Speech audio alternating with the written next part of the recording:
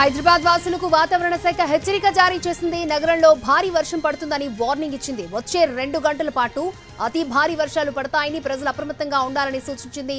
అత్యవసరమైతేనే తప్ప ప్రజలు బయటకు రావద్దని సూచించింది. ఇప్పటికే జిల్లా కలెక్టర్లతో సీఎస్ టెలికాన్ఫరెన్స్ నిర్వహించారు. ముందు జాగ్రత్త చర్యలపై సూచనలు చేశారు. హైదరాబాద్, రంగారెడ్డి, మెదక్, సంగారెడ్డి, మేడ్చల్, మల్కాజ్గిరి, సికింద్రాబాద్ కు అతి భారీ వర్షం పడుతుందని తెలిపింది.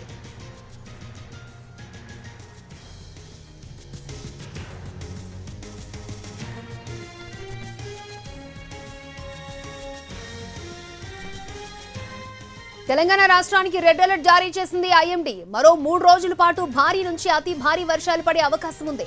మధ్య బంగాళాఖాతంలో ఏర్పడిన అల్పపీడనం వాయుగుండంగా మారడంతో రాష్ట్రంలోని 7 జిల్లాలకు రెడ్ అలర్ట్ జారీ చేసింది. 15 జిల్లాలకు ఆరెంజ్ అలర్ట్ జారీ చేసింది. కరీంనగర్, పెద్దపల్లి, భూపాలపల్లి, ములుగు, కొత్తగూడెం, ఖమ్మం, నల్గొండ జిల్లాలకు రెడ్ అలర్ట్ జారీ చేసింది. ఆదిలాబాద్, ఆసిఫాబాద్, మంచిర్యాల, నిర్మల్, నిజామాబాద్, సిరిసిల్ల, సూర్యాపేట, మహబూబాబాద్, వరంగల్, హన్మకొండ, సిద్దిపేట, వికారాబాద్, సంగారెడ్డి, మెదక్, కామారెడ్డి, నాగర్ కర్నూలు జిల్లాలకు ఆరెంజ్ అలర్ట్ జారీ చేసింది.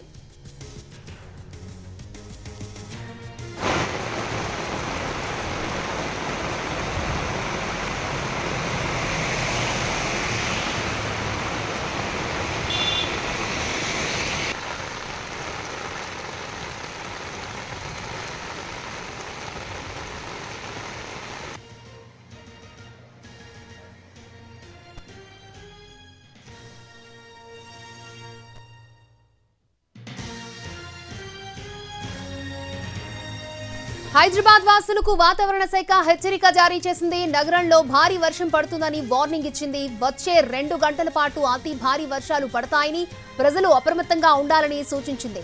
అత్యవసరమైతే తప్ప ప్రజలు బయటకు రావద్దని సూచించింది. ఇప్పటికే జిల్లా కలెక్టర్లతో సీఎస్ టెలికాన్ఫరెన్స్ నిర్వహించారు. ముందు జాగ్రత్త చర్యలపై సూచనలు చేశారు. హైదరాబాద్, రంగారెడ్డి, మెదక్, సంగారెడ్డి, మేడ్చల్, మల్కాజ్గిరి, సికింద్రాబాద్ కు అతి భారీ వర్షం పడుతుందని తెలిపింది.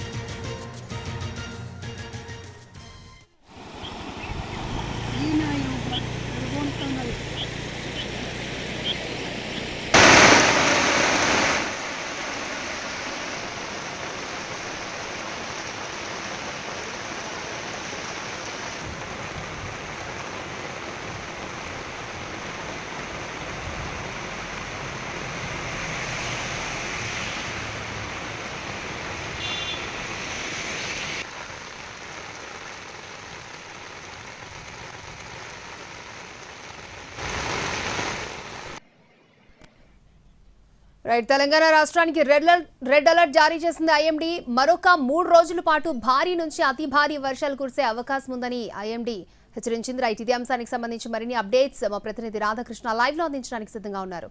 రాధాకృష్ణ.